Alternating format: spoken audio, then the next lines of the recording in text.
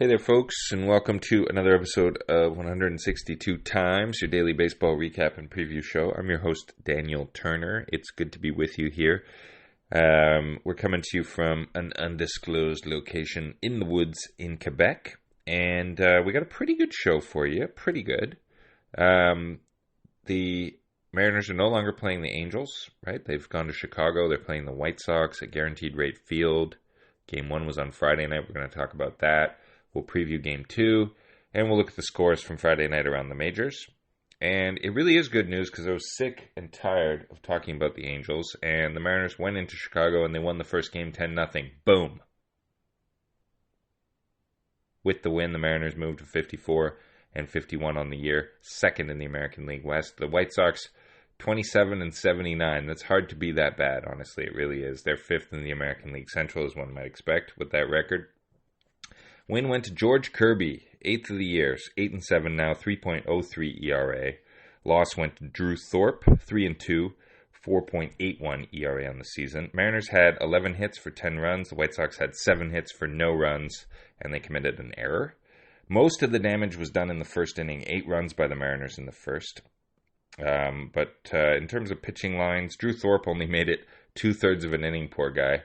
He gave up 6 hits, 8 runs. They were all earned, 2 walks, a strikeout, and he gave up 3 homers. He only managed to throw 39 pitches in those 2/3 of an inning. His counterpart, George Kirby, 7 innings pitched, 6 hits, no runs, no earned runs, only 1 walk, 7 Ks. That's the George Kirby special right there. Mariners' bullpen was equally good. Trent Thornton and Gabe Spire each had an inning. Trent gave up 1 hit. Both of them walked a guy, and Spire struck out 1. So on the night, the Mariners struck out 8 White Sox. White Sox used Schuster for 4 innings and Peralta for 4 1/3 out of the bullpen. Both of those guys struck out 2 Mariners. They each walked 2 Mariners. Schuster gave up 2 earned runs and 3 hits, and Peralta gave up 2 hits. So 7 strikeouts on the night for White Sox pitching against the Mariners. That's well below what one might expect. In terms of the scoring, well, it was exciting, and it all happened in the top of the first. So Jason Vosler, new Mariner, he singled, scoring Cal Raleigh and Jorge Polanco. Mitch Haniger moved to third, 2-0 Seattle at that point. Then Mitch Garver smacked his 14th double of the year down the left field line, past left fielder Andrew Benintendi. Mitch Haniger scored, Jason Vosler moved to third, 3-0. Then Josh Rojas homered, bringing home Vosler and Garver, 6-0 Seattle, and Demo followed that up with his 9th homer of the year, 7-0 at that point. And then Victor Robles goes back-to-back with Demo, 8-0 Seattle after 1 half inning of play. Unbelievable, right? And then top 4, Jorge Polanco, who was booed mercilessly in Seattle a while ago, has really turned around his play since then. Polo, his 7th homer of the year in the top of the 4th, scored Cal Raleigh, 10-0. That was your final. And then the Mariners got exciting, and this is the first time I have been this excited about the Seattle Ball Club in a long time, in the sense that they went out and spent some money and made some moves at the trade deadline. So they did 2 big things. So they traded with Tampa Bay for Randy Arozarena, who is a tremendous ball player. And so they traded 2 guys for him. They traded Brody Hopkins and Aiden Smith, and a player to be named later who we haven't named yet.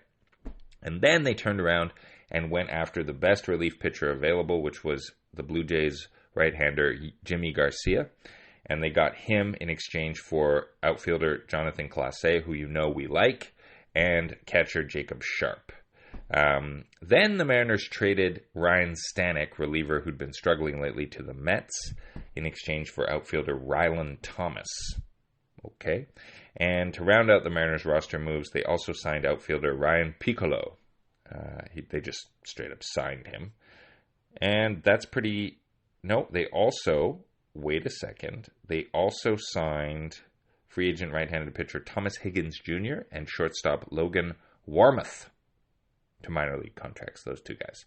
But Garcia and Arozarena are the 2 biggest deals that have been done in baseball at this stage in the trade deadline. I did see today that the Yankees traded for Jazz Chisholm Jr. from the Marlins, so that's kind of a big deal. But I think the Mariners did real well there, and I'm not close enough to their farm system to know if what they gave up was like a good deal or not, but to me it seemed like a good deal.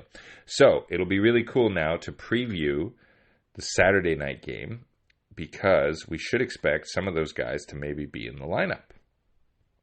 So let's do that. Let's look at what we're expecting for Saturday night, Mariners, White Sox again. So it'll be Brian Wu taking the hill for the Mariners. The young fella is 4-1 on the year with a 2.35 ERA and an 0.89 WHIP, which is just outstanding. He'll be going up against Eric Fetty, 7-4, 3.1 ERA, 1.14 WHIP. So should be a good pitching matchup between those two guys.